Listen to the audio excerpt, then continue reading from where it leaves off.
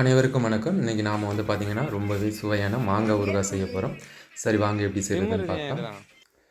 முதல்ல வந்து பார்த்திங்கன்னா நம்ம மாங்காயை வந்து சின்ன சின்ன துண்டுகளாக வந்து நறுக்கிக்கலாம்.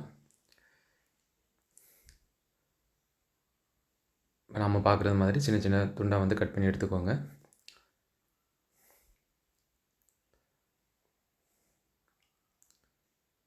இந்த மாங்காய் ஊறுகாய் வந்து பார்த்திங்கன்னா ரொம்ப சிம்பிளாக வந்து செய்யலாம். சாப்பிட்றதுக்கு வந்து பார்த்திங்கன்னா ரொம்பவே டேஸ்ட்டாக இருக்கும். ஸோ இப்போ பார்த்திங்கன்னா மாங்காய் வந்து நறுக்கியாச்சு. இதை வந்து நம்ம தண்ணியில் நல்லா கழுவிட்டு வேறு ஒரு பாத்திரத்தில் எடுத்துக்கலாம். மாங்காய் உங்களுக்கு எந்தளவுக்கு தேவையோ அந்தளவுக்கு எடுத்துக்கோங்க. இப்போ நாம் வந்து பார்த்திங்கன்னா ஒரு 4 மாங்காய் கட் பண்ணியிருக்கோம். மாங்காய் வந்து பார்த்திங்கன்னா சின்ன சைஸ் மாங்காய் தான். இப்போ நம்ம இது கூட வந்து பார்த்திங்கன்னா கொஞ்சமாக உப்பு சேர்த்து நல்லா கலந்து விட்டுக்கலாம். கலந்து விட்டதுக்கப்புறம் பார்த்திங்கன்னா ஒரு 6லேருந்து 8 மணி நேரம் நம்ம அப்படியே ஊற விட்டுடலாம். உடனே செஞ்சீங்க அப்படின்னா வந்து அந்தளவுக்கு டேஸ்ட்டாக இருக்காது. ஸோ முடிஞ்ச வரைக்கும் கொஞ்சம் நேரம் அப்படியே ஊற விட்டுருங்க. இப்போ நம்ம ஒரு பாத்திரத்தை அடுப்பில் வச்சுக்கலாம். பாத்திரம் நல்லா ஹீட் ஆனதுக்கப்புறமா அது கூட கொஞ்சமாக வெந்தயம் சேர்த்துக்கலாம். வெந்தயத்தை வந்து பார்த்திங்கன்னா நம்ம நல்லா வறுத்து எடுத்துக்கலாம். எண்ணெய் விடாமல் வறுத்துக்கோங்க.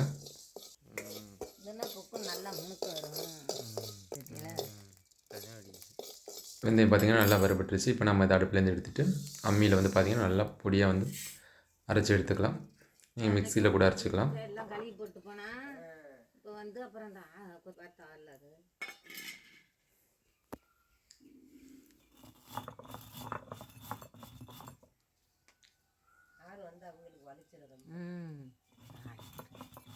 வெந்தயம் வந்து பார்த்திங்கன்னா நல்லா சிவந்து வந்ததுக்கப்புறமா தான் நம்ம அடுப்புலேருந்து எடுக்கணும்.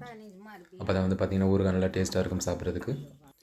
ஸோ இப்போ பார்த்திங்கன்னா வெந்தயம் வந்து அரைச்சி எடுத்தாச்சு. இப்போ நம்ம ஒரு பாத்திரத்தை அடுப்பில் வச்சுட்டு தேவையான அளவு எண்ணெய் விட்டுக்கலாம். எண்ணெய் வந்து பார்த்திங்கன்னா நம்ம கடலெண்ணெய் அல்லது நல்லெண்ணெய் எது வேணாலும் சேர்த்துக்கலாம், நம்ம விருப்பத்தை பொறுத்தது. எண்ணெய் நல்லா சூடானதுக்கப்புறம் அது கூட கடுகு உளுத்தம் பருப்பு சேர்த்துக்கலாம். கூடவே பார்த்திங்கன்னா அது கூட நம்ம பெருங்காயத்தூள், அப்புறமா பார்த்திங்கன்னா நம்ம அரைச்சி வச்சுருக்க அந்த வெந்தயம் இருக்கு இல்லையா அதையும் சேர்த்துக்கலாம்.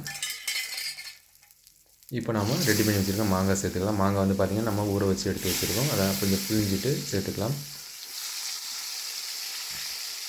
மாங்காய் வந்து பார்த்திங்கன்னா எண்ணெயில் நல்லா வதங்கட்டும்.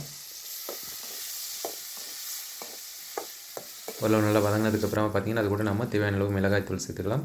உங்களுக்கு காரம் எந்த அளவுக்கு தேவையோ அந்தளவுக்கு மிளகாய்த்தூள் சேர்த்துக்கோங்க. கலர்ஃபுல்லாக வேணும் அப்படின்னு நினச்சிங்கன்னா நீங்கள் அது கூட ஃபுட் கலர் கூட சேர்த்துக்கலாம். ரொம்பவே நல்லாயிருக்கும் பார்க்குறதுக்கு.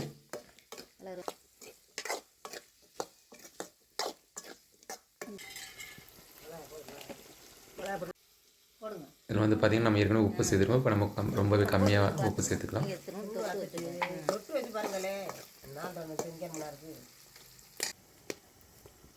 மாங்காய் வந்து பார்த்திங்கன்னா ஓரளவு நல்லா வெந்து வர வரைக்கும் நம்ம அப்படியே அடுப்பிலே விட்டுடலாம். மிதமான தீயில் அடுப்பிலே இருக்கட்டும்.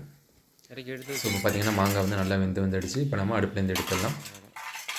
ஸோ பார்த்திங்கன்னா ரொம்பவே டேஸ்டியான மாங்காய் ஊறுகாய் தயாராகிடுச்சு. இதை வந்து பார்த்திங்கன்னா நம்ம ஒரு பாத்திரத்துக்கு வந்து மாற்றிக்கலாம். அதாவது வந்து பார்த்திங்கன்னா ஒரு கண்ணாடி பாட்டில் அல்லது வந்து ஏதாவது ஒரு சின்ன பாத்திரத்தில் வந்து பார்த்திங்கன்னா எடுத்து வச்சுக்கலாம். சூடு ஆறுனது பிறகு தான் எடுத்து வைக்கணும். இதை வந்து பார்த்திங்கன்னா நம்ம அப்பப்போ வந்து வெயிலில் வச்சு எடுத்துக்கிட்டிங்க அப்படின்னா கெட்டு போகாமல் இருக்கும். ரொம்ப நாள் வச்சுருந்து சாப்பிட்லாம். தயிர் சாதம் கூட சேர்த்து சாப்பிட்டிங்கன்னா ரொம்பவே நல்லாயிருக்கும் சாப்பிட்றதுக்கு. நீங்களும் உங்கள் வீட்டில் ட்ரை பண்ணி பாருங்கள். நம்மளோட வீடியோ பிடிச்சிருந்தது அப்படின்னா மறக்காமல் நம்மளோட சேனலுக்கு சப்ஸ்கிரைப் பண்ணுங்கள். நம்மளோட சேனலை தொடர்ந்து பாருங்கள். நன்றி.